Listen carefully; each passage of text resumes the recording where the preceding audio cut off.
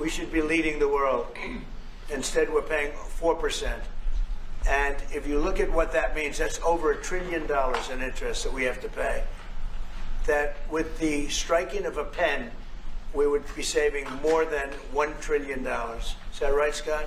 Yes, Do you have sir. anything to say about it? Yes, sir. I called yesterday and this morning for the Fed to do a big internal investigation to understand not their monetary policy, but everything else. The Fed has had big mission creep, and that's where a lot of the spending's going.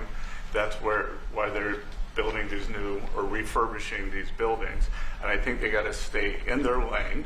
And I think that based on the way they cut rates last fall, they should be cutting rates now. It's inconceivable, I know the Fed very well, that they can be spending $2.7 billion to build a building. They don't do anything. It's the greatest job. You show up one day, a half a day, you make a little speech, the economy's doing well, the economy's not doing well, we're going to raise interest. And he's got it wrong. That's why I call him too late, T-O-O, too late. And it's really too bad. But it is affecting people that want to buy houses, and that shouldn't happen. And Mr. President, And he should lower them. Those rates should be 3 points lower. That's what they should be, 3 points lower, maybe more than that.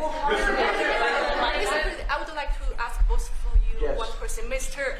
President Marcos, next year, Philippines is going to be the rotating chair of ASEAN. I wonder how do you plan to balance your relationship between the United States and China? And for President Trump, Kremlin yesterday said if you are going to Beijing in September, they wouldn't rule out a meeting between you and President Putin. Is such a meeting possible? And how soon do you plan to visit China? Well, we have a lot of meetings possible. President Xi has invited me to China, and we'll probably be doing that in the not too distant future. A little bit out, but not too distant. And I've been invited by a lot of people, and we'll make those decisions pretty soon. Please. Well, as you say, we are chairing ASEAN for 2026.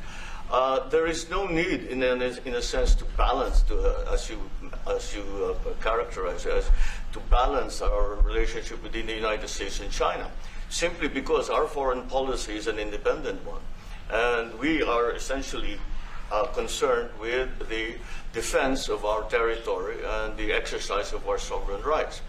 Now, whether we do this not alone, we need to do this with our partners.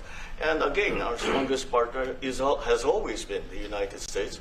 But of course, we are trying to form coalitions and multilateral relations so that those like-minded nations who share the same values as we do, who hew to international law, most specifically the UNCLOS,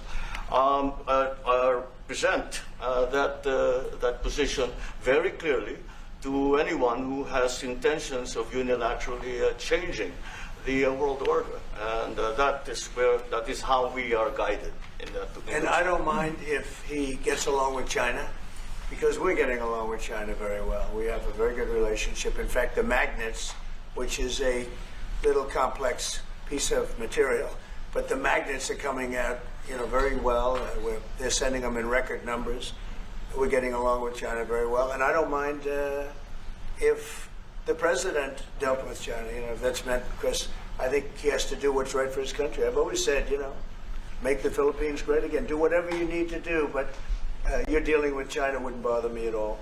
Well, now it is something that we have to do in any case. Yeah. And certainly.